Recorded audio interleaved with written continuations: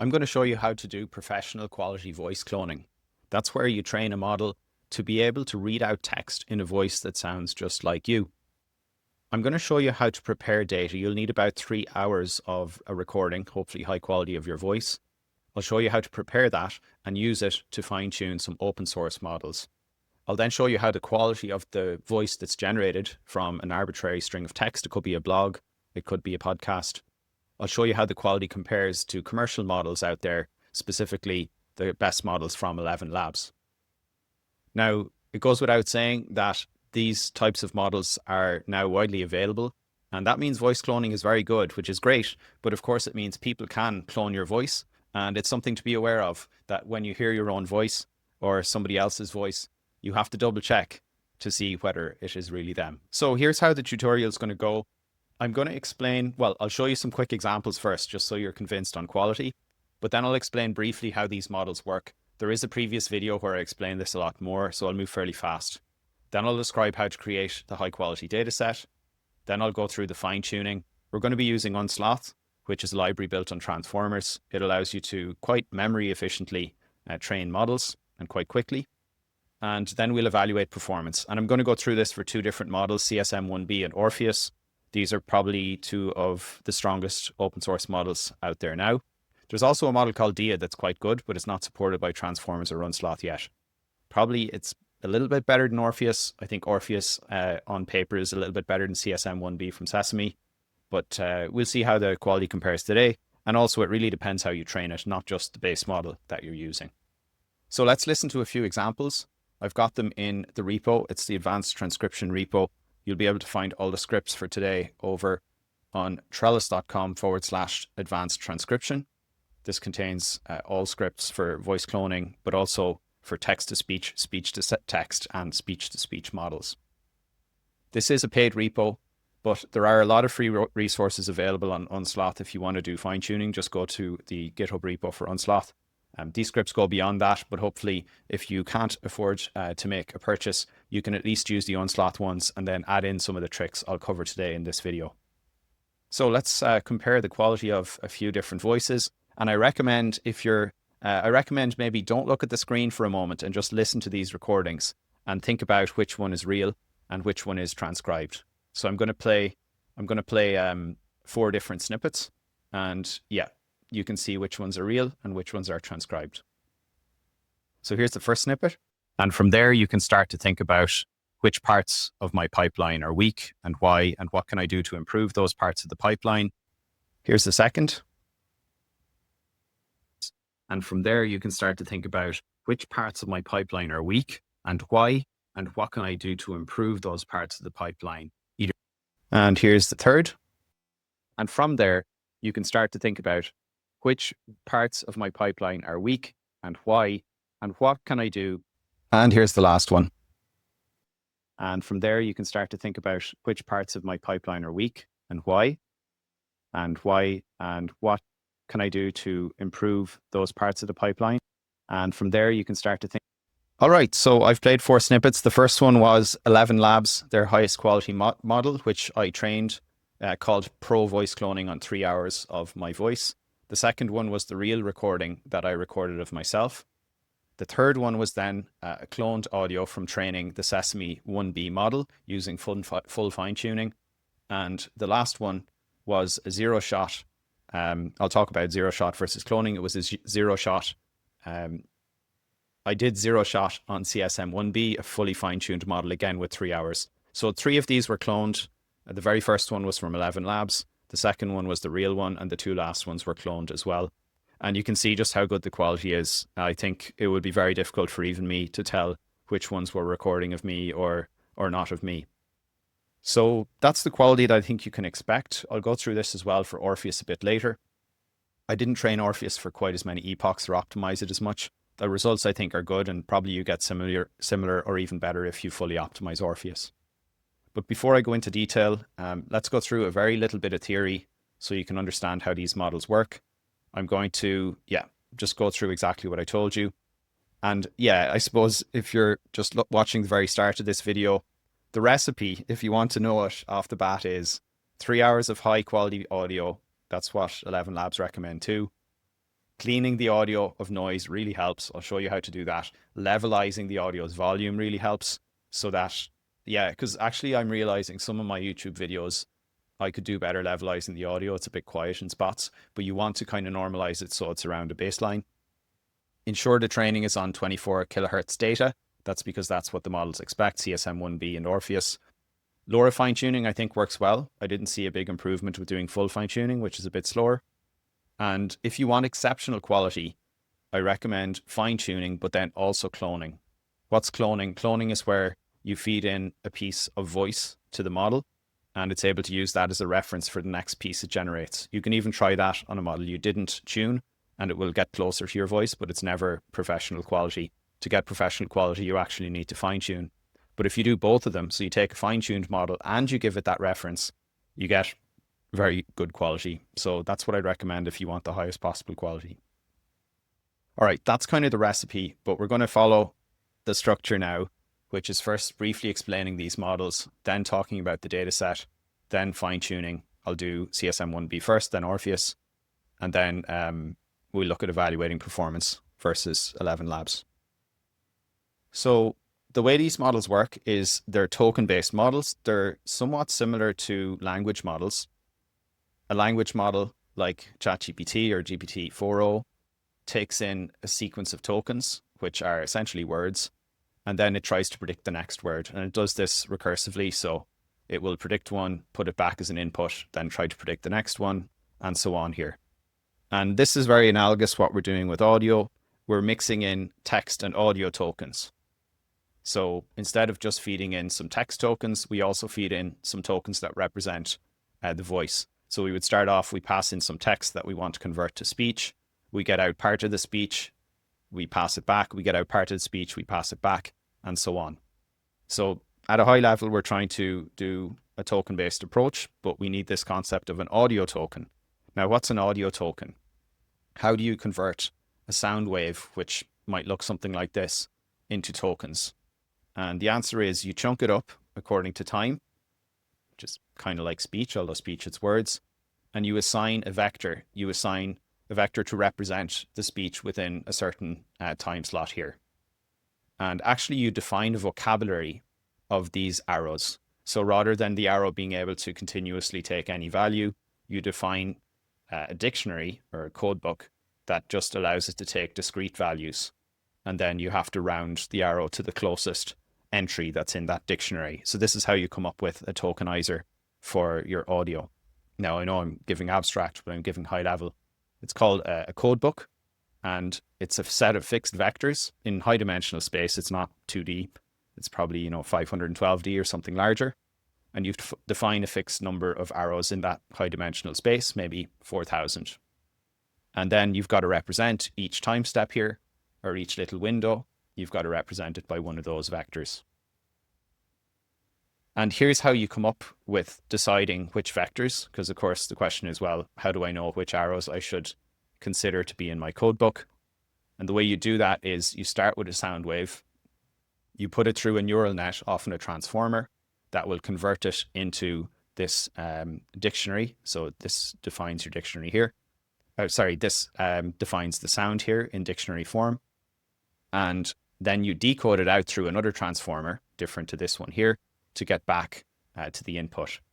So by running this over many sequences, many different sounds, you're going to be able to train an encoder and a decoder so that you can get the sound represented as vectors and then get it back from vectors into sound.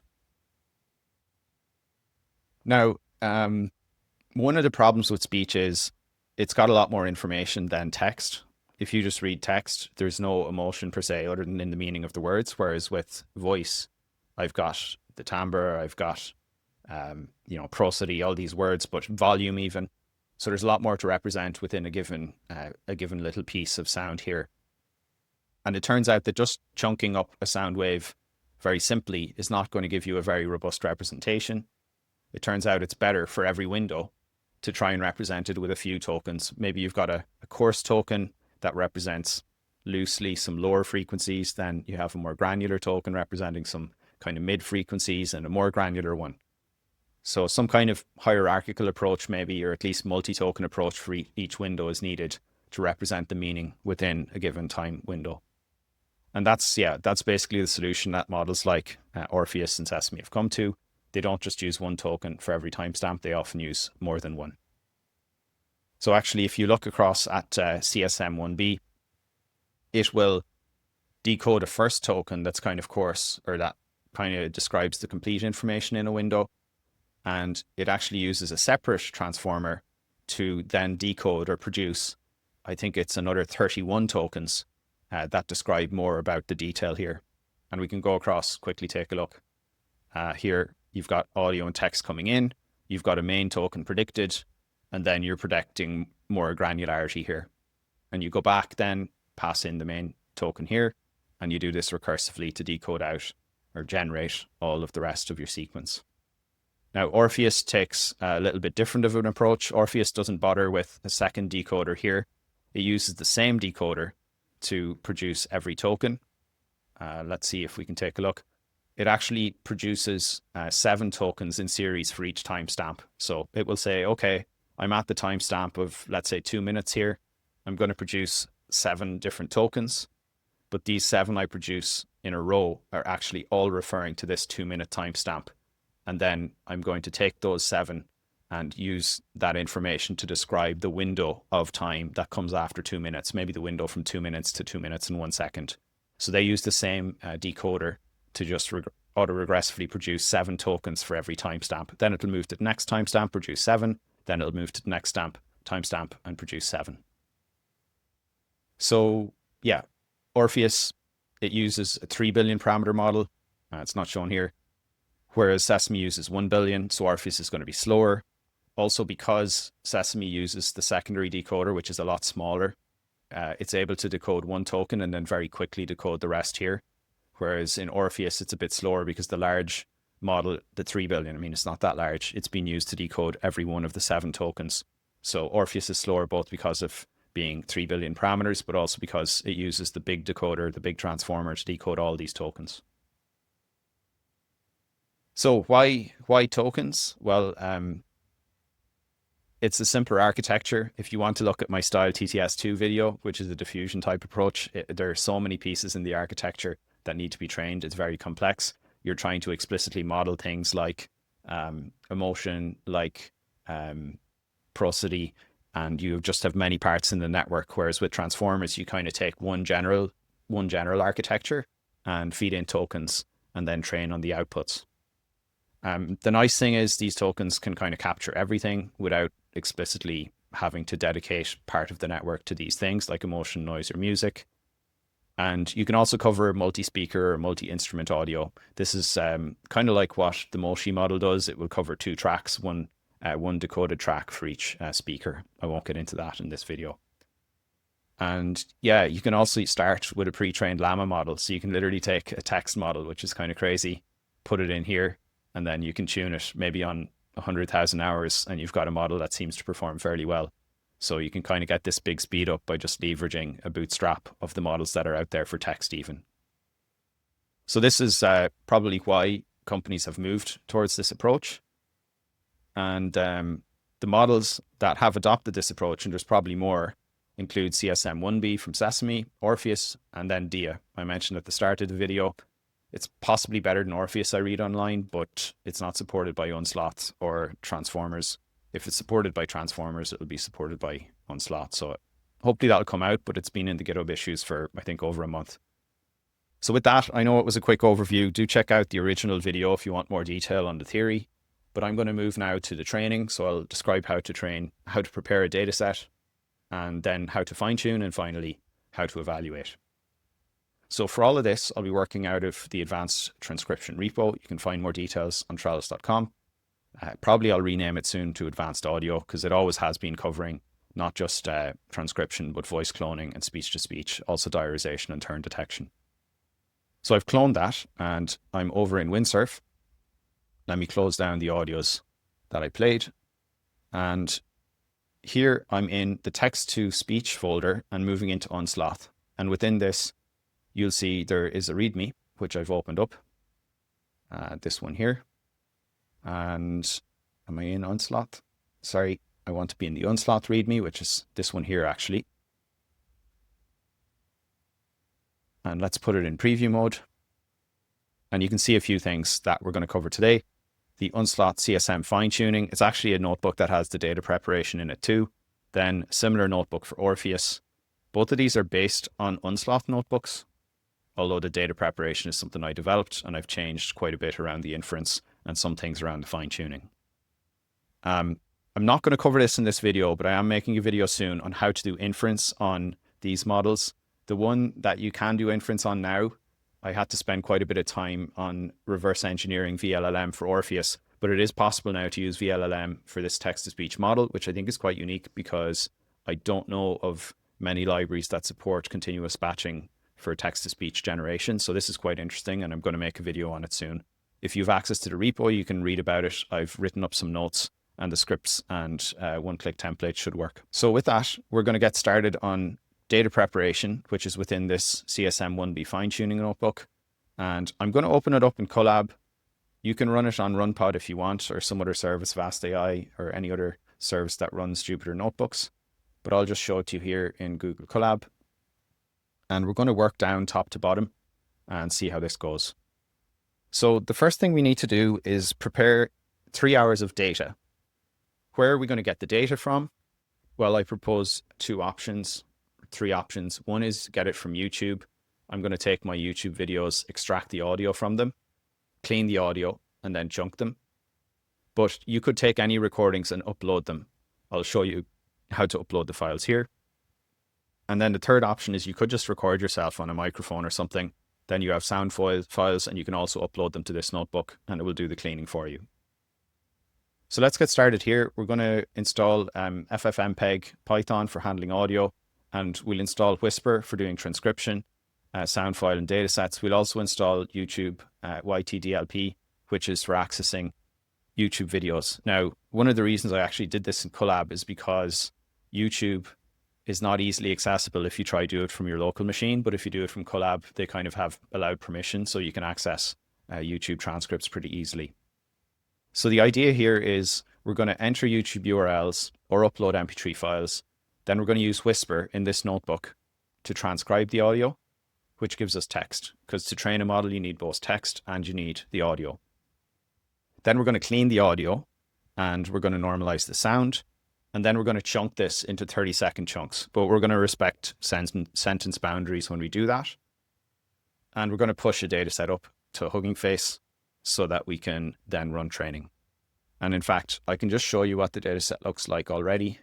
If you go to, let's see, Trelis, and I think I called something like, yeah, TTS medium clean. This is a 3-hour data set.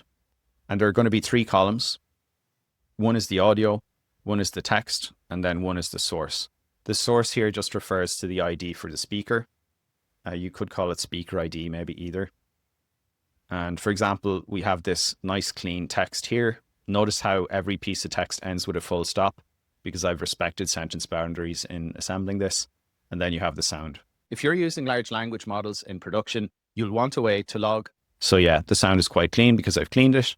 And you can see here, maximum length is 604. That's measured in characters. So pretty short lengths. That's only about 150, 160 tokens for each one. Arguably, it would be better to use 60-second data sets lengths. I haven't ablated it. I'm using 30 seconds right now. All right, so how do we get the YouTube videos? Well, first, we're going to set our Whisper model choice. We'll use Turbo, which is almost as good as the large model in quality, but faster. We'll set the device to CUDA. I am connected here. Now, why have I got this? Oh, I'm at a low balance. Yeah, that's because of all this training. So I am connected here to an A100, which has got 40 gigabytes of VRAM. You can train it on the free T4 if you want. You go to change runtime type. I think you go to manage sessions. No, change runtime type, and you could select a T4. That should work as well. But yeah, it's going to be faster using the A100, and you can fit a larger batch size. Actually, it's cheaper if you run something like an A40 on RunPod. and it's faster if you run a H100 with 80 gigabytes or even an A100 with 80 gigabytes on RunPod. So I've set my device. I'm using the turbo model. Here, if you want, you can upload some audio files. So for example, if you run this cell, it's just going to give you a little upload box. Click choose files, and then you can decide to upload those. I'm just going to stop this because I've already uploaded some files. Well, I'm going to use YouTube. So I'll open this download YouTube, and you can put in any number of URLs that you want.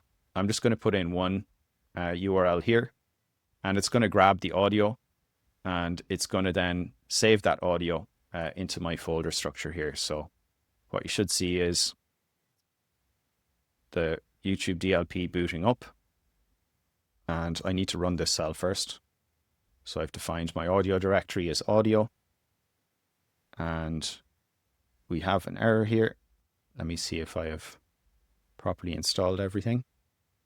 Okay, so yeah, I think it might just have been blocked because of IP address. So I have connected to my VPN, and I think this is working here now. So I should be downloading the YouTube video, and it should appear here as a saved JSON file. I'm just going to check if this is a very long YouTube. Similar flops. It's 33 minutes, so it's not too bad. Once that's downloaded, what we'll do is we will gather all of the files in the audio folder here, and we're going to just print out the length so we can see. Now, I've previously trained on 6 different files, which together sum up to about 3 hours, as you can see here. So that's the data set we'll be using, but just for demonstrative purposes, we'll run using just one video here, because I want to show you how to do the cleaning and normalization. This is going to take any audio file in the audio folder and put it into audio clean. And there's a few things we'll do to clean it. So we'll have a high pass filter, which is going to remove low frequency noise. We will use a denoiser here based on fast Fourier transform. We're going to then do loudness normalization. This loudness normalization, and also some kind of dynamic audio normalization, which is about what the human ear hears. And we're also going to add a tiny bit of silence at the end of each piece of audio, just to make sure that if any audio was kind of cut off just after a word, there's some extra sound that will help stabilize the training as well. So yeah, we'll run this once, well, I'll run it now, and it should run once the YouTube has downloaded. Next, we're going to clean and extract the first 10 seconds of the audio file just to get a test, because I want to see if the cleaned one is actually cleaner than the original. So we're going to run this here, and I'm not going to actually run it. I'm just going to play right away an original sound file from earlier. If you're using large language models in production, you'll want a way to log the prompts and the responses. If you're using large language models in production, you'll want a way to log the prompts. Okay, so the cleaned audio, if you re-listen to it, it's got more stable volume at the start. It's quite quiet in the original audio here. My audio is quite clean because I think Descript cleans it when I record a YouTube video. So yeah, that's probably why it's already quite good, but you can hear the effect of the volume normalization here. So once you're convinced that your cleaning is working fine, you can move and do the cleaning for the full data set here. So I can move to run the cleaning. And once that's done, we can list the cleaned files. Now the clean files will be very slightly longer because they have the added little 100 milliseconds of padding after each of the clips. So I'll rerun this here, and it should just show up one of those files. Now let's see how we're doing on the download. Looks like we're still downloading this file, so could take a bit of time. And once we're done with the cleaning, we're going to transcribe. So make sure that you transcribe the cleaned version. You don't want to transcribe the original and then separately have a cleaned version because the lengths are going to be slightly different. So you want to keep with the cleaned one and use that all the way forward. So we load the Whisper model here, and then we're going to save the transcript into a transcripts folder. Importantly, we do want word timestamps because we're going to want to separate according to punctuation. Well, actually, it's going to use a neural net to do sentence detection.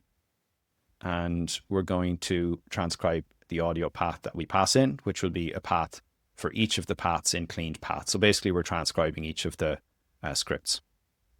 So I'll run that, and this should give us then a transcripts folder. Once that's done, we're going to move to chunking. So at this point, we've got cleaned audio, we've got transcript, which is, yeah, it's basically, I'll show you in a second, but it's going to describe each of the words and the timestamps for the words. And what we want to do is assemble all the words into one massive long string. And we're going to take that string for each video, by the way, and we're going to split it into sentences. And we're going to do that using YouTube or using NLTK. So there's an NLTK library that allows you to do that chunking. Now you can see here some little script for logging into HuggingFace. If you run it and you've already logged in, it won't ask you again. And now we can define the organization we're going to push to, which will be Trelis, and then the name of the model. And next up here, we're moving to that chunking that I described. So for the chunking, we're essentially going to combine all of the words into one long sentence, and then we're going to use NLTK. This is the NLTK library here. We're going to use this tokenizer, and this allows us to detect sentence spans. So we're going to apply this to the full text, and the full text has been built up here just by essentially assembling all of the words into text. And when we apply it to the full text, it will return sentences. And then quite simply, we will start off trying to create our first dataset row. We will take the first sentence, we'll add on the next, and we'll keep adding until we hit the 30-second target. And once we go over the 30-second, we'll actually drop that last one and just keep everything that brought us up to that 30. Now, it may be beneficial to train on 60-second snippets, so you could ablate that, or even longer, 120.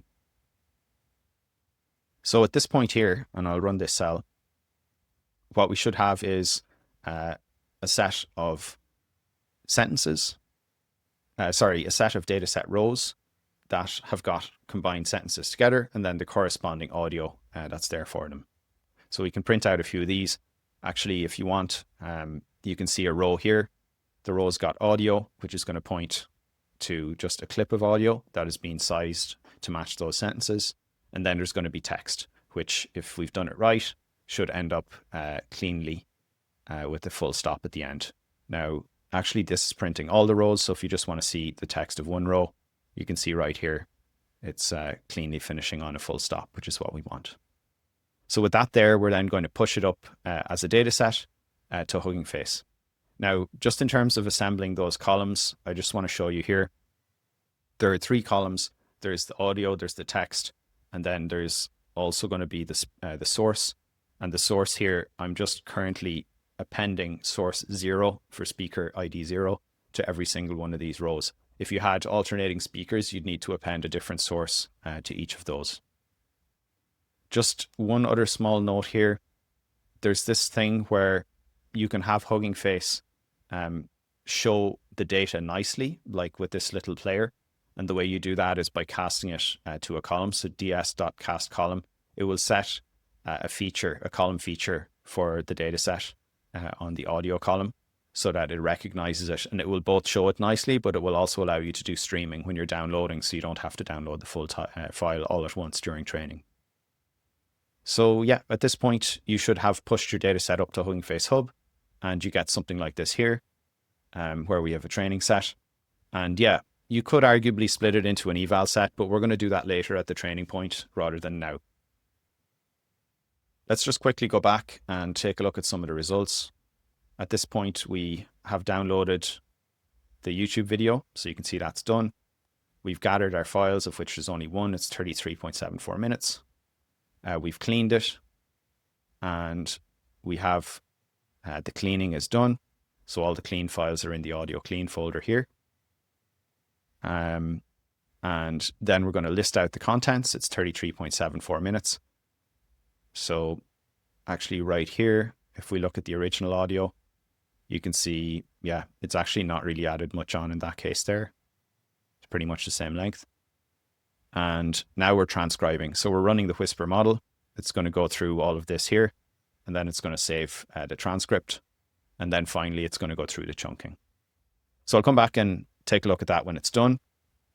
But for now, we're going to move on to the fine tuning, and we're going to use Unsloth.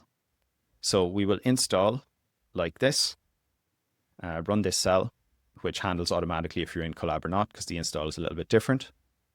And now we're going to load the model that we're going to train, which is the CSM-1B model. And we will load it with the max sequence length of 2048. Now, actually, our longest sequence in this data set is only about, it's a lot less than that. So you could probably set this to 512 or 1024. But when we are doing some cloning later on, we will need to have this length. So actually, I recommend keeping it at this length. The data type is going to be brain float 16 if you're on an A100, automatically determined. If you're on a T4, it'll be float 16. You can train in 4-bit. I haven't tried it. And you can do full fine-tuning. We're not going to do full fine-tuning. We're going to do LoRA because I found the results were pretty much similar, and LoRA is going to be quicker. So my notebook just moved there, and that's because the transcripts are done. So if I refresh here, I should see the transcripts appear momentarily, unless it crashed. And yep, I see the transcript. And just to show you what that transcript looks like, it's got those word timestamps. So it's got text, and then it's got segments here. So it's got text and tokens.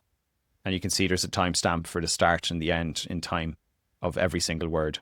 So yeah, this is how we've got a lot of detail. It allows us then to get the right length chunks. So as I said, we're going to not train with full fine tuning. We're going to download the model here. And first, yeah, we need to install Unsloth. And then we're going to apply LoRA adapters. So instead of training all of the weights, we're going to take some of the layers and some of the modules in those layers, and we're going to apply these small adapters. We will freeze the main weights and just train these little adapters. And at the very end, we will merge the little adapters back on. And this is a way to accelerate training, but also avoid overfitting in some cases. So if you want, you can print out what the model looks like, and you can see those modules and choose the ones you want to train. Typically, you train the linear layers, both in the attention and the linear layers that are in the multilayer perceptrons. We're going to use a rank of 32. We could maybe increase it for higher precision. For LoRA alpha, you typically want, for a small model, something like maybe 16. This scales the learning rate of the adapters because they are trained faster than the base model would be, because when you operate in a lower dimensional space, you can move more quickly. So you train typically at a higher learning rate, or a multiplied, amplified learning rate. And you'll know if you watch my other videos, I like using this kind of automatic learning rate scaling, which is called use rescaled LoRA. It rescales the learning rate according to the square root of the rank, which is empirically the right scaling you want. So yeah, this here is going to get those adapters. It's basically creating those small adapters. And this here will tell us what percentage those adapter parameters are as a percentage of the total model weights. So we'll only be training the equivalent of about 1 to 1.5% of the model weights. Now we have our data ready, so we're going to load that from here. And we have our sampling rate, which is 24,000. That's required by the model. So we're now going to load up this data set. And for some of the processing of the model, we're going to need to have a processor, which we will load from Unsloth. Basically, the processor wraps the tokenizer, essentially. You can think of it as a tokenizer for multimodal models. Now, in the meantime, we have printed out the model. I'll just show you quickly. If you look at one of the layers, or all 15 of the layers look like this, they're going to have attention. We're going to put adapters on the attention linear layers. We're going to put adapters on the MLP linear layers. And then for the depth decoder, you remember I said Sesame's got a main decoder, decodes the main tokens, and then it decodes out quickly 32 more intricate tokens. So that's why we have this main model, which is kind of Llama 1B, and then we have a much smaller model here. It's actually only got 4 layers, the smaller model does, and it's probably got a lot smaller characteristic dimensions. Actually, it doesn't really have that smaller dimensions, 1024 by 256. So yeah, it's smaller. It's about half the size in terms of input features, for example. But yeah, this tells you which modules you want to pick. For LoRA, LoRA has been applied, 1.74% of the parameters are trainable. We've got our data set. We're going to load the data set now. And we're going to make sure that we have got a source defined. If the source isn't defined, it will just default it to 0. And now we're going to split it into an eval and train set. So we're going to take a maximum of either 30 rows for eval or 10% of the data set. Now I'm just looking at one video here.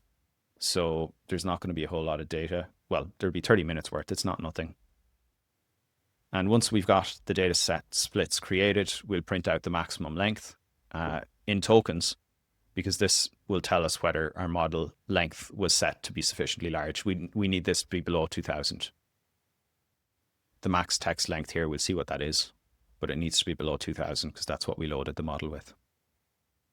So actually in this case here, I'm loading my full data set. So I'm not loading just the video we processed, because I'm loading the full data set. So I'm loading 3 hours worth of data here.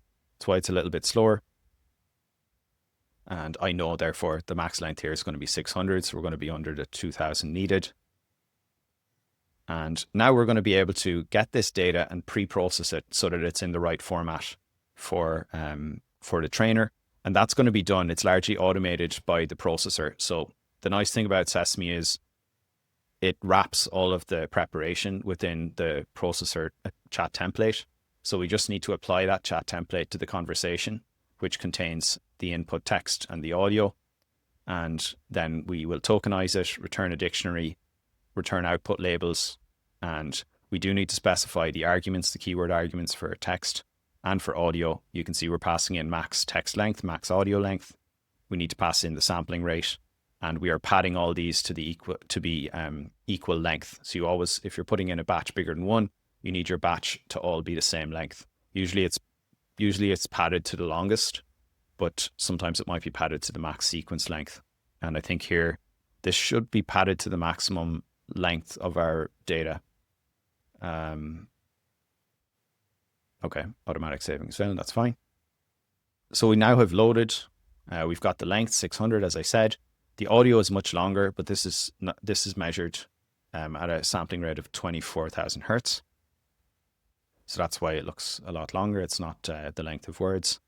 And we're going to pre-process the data set so that we get it in tensor format. So we're going to have input IDs. We're going to have a mask because it's autoregressive. We're going to have labels. The labels are going to be, we're going to get it to predict some output audio, and then we're going to compare how good it is compared to our ground truth audio and calculate a cross entropy loss based on that, which will be used for backprop. So here we have the data set, input IDs, attention mask, labels that we'll do cross entropy on.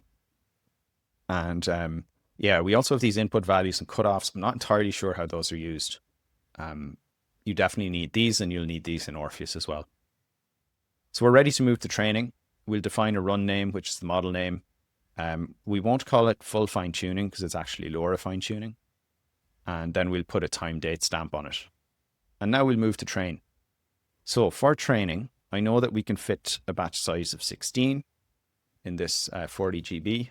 We'll do effective batch size of 32 by accumulating the forward pass over 2 batches and then basically summing, averaging them before back propagating. We'll use 5 warm-up steps, so the learning rate will ramp, and then it'll be constant at a value of actually 2e minus 4, because we're going to do LoRA. You need LoRA for full fine-tuning. And we will report to tensorboard, so we're going to be able to take a look at the training. And I am going to save the logs to this file here. Notice also that we're passing in the training dataset and the eval dataset. And we will just check the memory stats. So out of the 40 GB, we've used up 11 GB already. The model is a 1B model, so it's actually kind of high. You would expect it to be only something like a few gigabytes, but I think it's fine. We'll run tensorboard, and I could, let me see, I might just save this. It doesn't really matter because I've saved different ones to the GitHub. Tensorboard, it might take a second to load up. We're going to start the training in the meantime. Then we'll show the memory statistics at the end of training, which will include, because right now only the model is loaded, but we're going to have to load, say, the optimizer states, the gradients. So we're going to use up quite a bit more of the GPU memory. You can see that tensorboard is loading up here. Once we get some data coming out for the first rows, we'll be able to see the graphs. Just a note here, we're going to evaluate every 20% of the run. We're going to show logging steps every single step. And we're going to train for 3 epochs. So you can see we're just training on one GPU. Batch size is 16, but we're accumulating every 2 forward passes. So the effective batch size is 32. We're training the equivalent of 1.75% of the total model parameters, of which there are 1.6 million. So it's really not Sesame 1B. It's more like Sesame CSM-1.6B. And when that's done, we're going to run inference. So to run inference, we're going to take the model and we're going to run generate. It's actually quite simple because it's nicely wrapped in transformers and Unsloth. We'll generate, up to 125 new tokens, could generate more. We will pass in some text from an eval example, not a training example. That would be cheating. And we'll see how it sounds. And then we'll compare the sound of the real one to the fine-tuned one, which will be here. And then we will do cloning. So what do we do for cloning? Not only do we pass in text to read out, we also pass in a sample of the audio. So yeah, passing in a different sample, not the same one, but it's a sample of my voice from the eval set.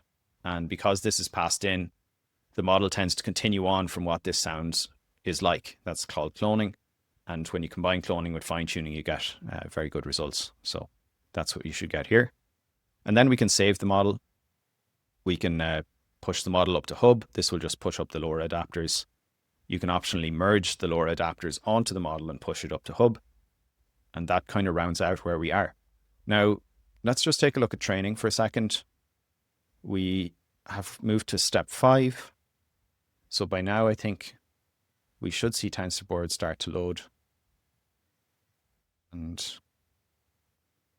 if it doesn't load here, we'll just come back once we have that cell run. We may need to come back and rerun the cell. And in the meantime, I'm going to just play, well, it's not even that interesting because I think I played these already, but these are samples of fine-tuned and real voice from earlier, but it's from a full fine-tune. And from there, you can start to think about which parts of my pipeline are weak and why. And from there, you can start to think about which parts of my pipeline are weak and why. So yeah, I mean, the full fine-tuned voice is really good, and this is 0 shot. And here's an example with cloning. And from there, you can start to think about which parts of my pipeline are weak and why, and what can I do to improve. Yeah, and you can hear some hesitation, and that's actually because my YouTube videos have got hesitation in them. So if you wanted clean, you should probably finish training on some very clean examples of me just reading. But my YouTube does have some hesitation, which makes this voice a bit more realistic in some ways. So we should now be coming close to the first evaluation point, because you evaluate every 20%. So that would be roughly every 8 rows. So you can see here it's just doing evaluation on those on 10% of the samples. Okay, I think I was on the wrong tab. So here we go. We can take a look at the training. You want to keep an eye on the grad norm. It should be down towards 1. It's a bit bouncy there, but it's kind of towards 1, so I wouldn't be too displeased with that. The learning rate, it's constant as we expect. And here's the training loss. It's falling fairly slowly here. And you can't see the eval loss falling just yet because we just have 1 sample. But as we go out here in the training, we should be able to see more. Note that it's going to take about 10 minutes for us to run this training. So I'll probably just come back and we'll take a look at it a little bit later. I'll show you then what the LoRA sounds like as well. But what I'll do for now is I'm going to show you the Orpheus model, which is going to be the very same flow, but the code is a little bit more messy because it's not wrapped as well within transformers or Unsloth. So let's just open up Colab again. And I'm not going to run this. I'm just going to go down manually and explain what we see. Everything that I've talked about in the data generation is the same. It's just the fine tuning that's different. So taking this piece by piece, we have the Unsloth model version of Orpheus that's been loaded. What's the difference with Unsloth versus getting the one from Canopy Labs? Well, the Unsloth one is not gated. You don't need a token. So if you're doing inference, it's just a bit quicker because you don't need to be logged in. I'm logged in anyway, and I've accepted the terms on these repos, so I could just use the official one. Everything here is the same. I find that with Orpheus, it's giving an error when I try to use full fine tuning. I haven't investigated a lot, so I've commented that out for now. Print the model. It has the same names for the modules we want to train. So same applies for LoRA. It's a bigger model. It has 3.3 billion parameters. So we train a little bit smaller as a percentage. The data prep is going to be it's going to be quite a bit different actually.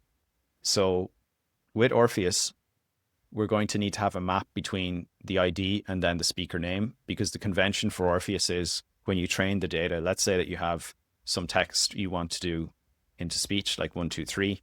The convention is if you train it on a given speaker, the prompt is prepared with the speaker name and then a colon and a space. So you actually need to have the speaker's name. And if you had multiple speakers in your data set, you'd need to map the speaker ID onto that speaker name as well. Next, for dataset prep, we're basically subbing in the ID of 0 with the speaker's name. So that's what's happening here. And we're ensuring now we have 3 columns of modified data, which are still going to be audio text, but then the next one is going to be the source with the name rather than just the ID. Again, print out the length and the maximum audio length. There's no difference there because I use the same data set. Split into train and eval, there's no difference there. But here things get a bit more crazy because you have to very manually do tokenization. There are essentially 2 tokenizers being used. One is for converting text into tokens, and one is for converting the audio into audio tokens. And the audio tokenizer is called Snack that's being used. So you download the Snack model, and then you use that in order to tokenize the audio. You can actually tokenize it on the GPU with CUDA if you want. Now, this here is rearranging the tokens, because if you remember, the tokens have a hierarchical representation. You have this main token, and then you kind of have 2 at a higher granularity, and then you've got 4 at an even higher granularity. So you have 7 in total, but they're decoded in series because that's how transformers work. So you need to kind of stack them back up. And this is the logic that's happening here. You basically are kind of stacking them up in groups of 7 so that you can decode that full batch of 7 for the window into a sound for that given window. So this code here, it comes from the Orpheus repo on GitHub, and it helps us to tokenize everything in the format that we need. But again, our goal is to get input IDs, an attention mask, and labels that we can backprop on. And so, yeah, we're going to go through all this code here, get the input IDs, and get our data set into the right format. So you can see here, as I said, input IDs, labels, and attention mask. And we've also split it up so that we've got a train data set and an eval data set. Now, with that in place, we can pass it into our training and eval data set. There's one actual other point I want to mention, because I had to add this in on top of the code from the Orpheus or the Unsloth repo. You do need to pad. So if you're going to use a batch size of 1, you don't need to pad, but if you're using more than 1, you do need to make sure they're padded all to the same length. So this is actually a bit suboptimal max seq length. I'm currently padding to the full 2048. And this is probably why my performance is actually a little bit worse than I would expect. This is a bit suboptimal. It would be better to pad this to the longest length in the sequence.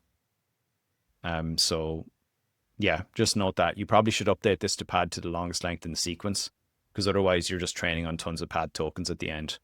And that's probably going to mess up performance if you do longer sequences. So yeah, just a little note there.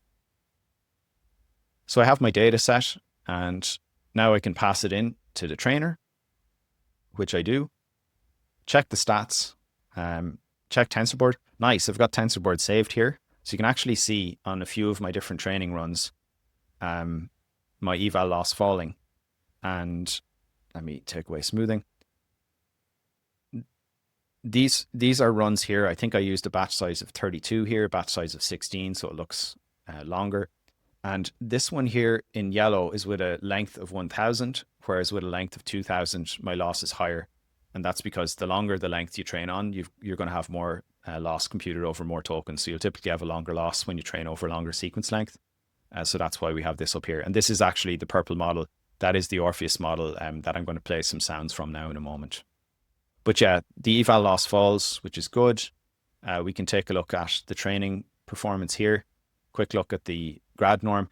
It's a bit spiky. I mean, It's hard for me to explain this here. I'm using a batch size, the effective of 32. Maybe it should be even higher. My grad norm is on an absolute basis not too high, so that's good. You'll notice the training loss is actually still falling. So this shows that I'm probably under training and I should be training for more epochs or training on more data.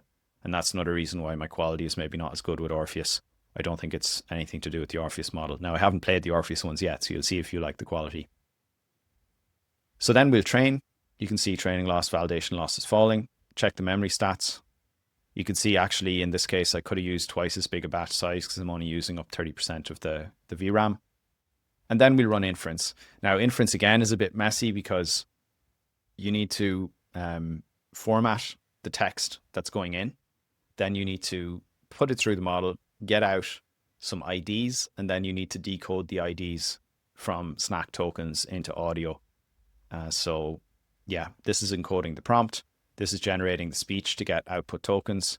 And then you need to redistribute those codes because they're in groups of 7, remember? So they need to be redistributed into bundles. And then each bundle is decoded back to give sound for that little time window. So here I play the same snippet of voice as I did for Sesame. And we can have a listen here. Remember, this is the real one. And from there, you can start to think about which parts of my pipeline are weak. And from there, you can start to think about which parts of my pipeline are weak. So you can see the sound is just not quite as crisp. And that's probably both because I have too many padding tokens, but also because I didn't train long enough. Now you can clone as well. For cloning, it's even more complicated because now you need to encode the input text and encode the input sound, feed those both in, and then the output is the same. But yeah, encoding the sound means you need to use the SNAC model on the way in. If you just have text, you don't need the SNAC model on the way in because you're just encoding text, which is not the SNAC tokenizer. But on the way out, you use SNAC, whereas here you need it on the way in and out because you're passing in audio and then you're getting out audio. There's also a specific set of prefix and postfix tokens that need to go on to the prompt. So these need to be placed in. Basically, you need to tokenize the prompt, put in the right tokens, the right IDs for the end and start and end tokens, then put it through the model, get out the output IDs, and then decode back with SNAC. So yeah, this is what's happening. And here you can listen to the cloned version. And from there, you can start to think about which parts of my pipeline are weak. That's the ground truth. And from there, you can start to think about which parts of my pipeline are weak and why, and what can I do to improve. So the cloned is very good. There's like a tiny thing in there I can hear, but the cloned is really good. And again, if I trained with maybe the proper sequence length, padding, and if I trained on more data, I think it would do better, possibly even better than CSM. But honestly, CSM is at a point where I can't distinguish it from the quality of other models. Now, something I want to show you, you can, of course, save the model. You can then push it up to Hub as LoRA. If you want to merge it, you can merge it to 16 bits and push it up to Hub. But then you can compare it to ElevenLabs. So I'll show you quickly ElevenLabs. I'm going to log in here and we're going to compare. What you can do is find the section. It's actually kind of hard to navigate, but you can find the section on voice design, and you can create or clone a voice and do professional voice clone. Now, I actually can't do it because I've already done one, and that's the limit on my plan. But if I go in and edit, you'll see I've uploaded those 6 same files, and I've actually uploaded the cleaned ones. You can see the underscore clean, so it should be apples to apples. So I'm using the same data to train it as I am in the open source models, and it's called Run in 3 hours. And when you do this and feed it, you then have to record yourself to avoid, I think, misuse. You have to record yourself and they determine whether it is you who's uploading the voice. So you can't just use somebody else's voice on this. And a few hours later, you'll get an email saying that your professional voice clone has been created. Now, just for comparison, if you do a quick voice clone, let me show you what that sounds like on CSM, or sorry, on ElevenLabs. And I will select my voices, instant voice clones. So here's one I cloned, which means it's just providing a small snippet of my voice and then it's continuing on. Like a bird in the sky, always aim high and fly. So Ronan sounds American there.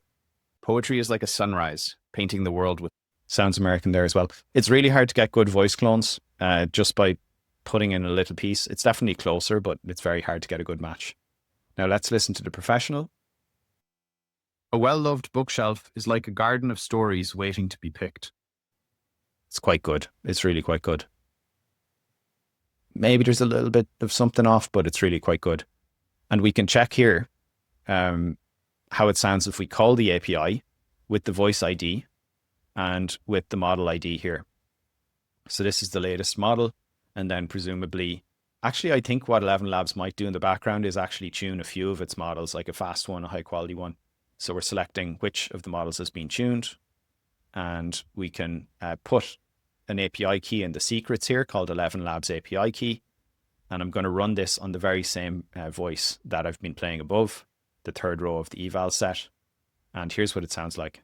And from there, you can start to think about which parts of my pipeline are weak and why, and what can I do to improve those parts of the pipeline, either by using stronger models like testing different embedding models, for example.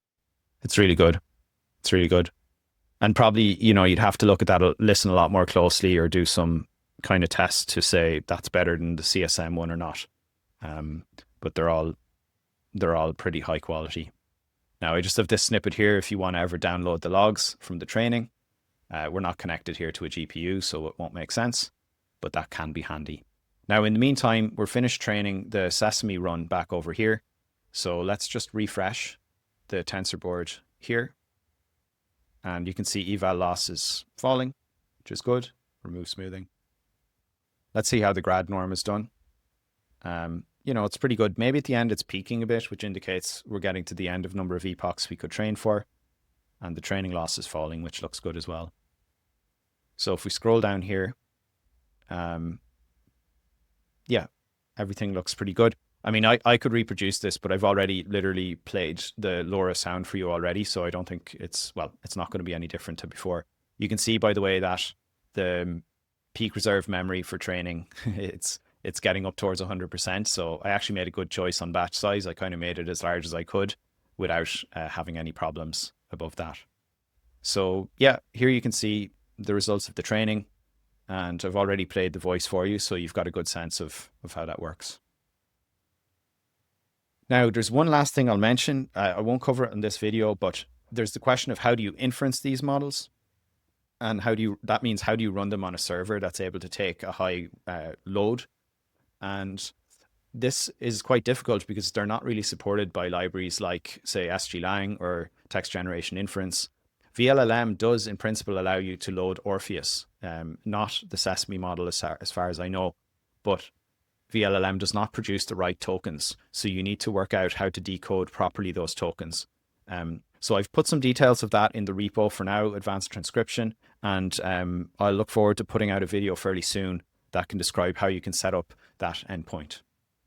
All right, folks, that's it for this really detailed video on voice cloning. I have to say I was very impressed with the quality I got from these two models. I had trained them on previous videos, but with much less data, about 30 minutes, and without cleaning the data and without chunking it properly.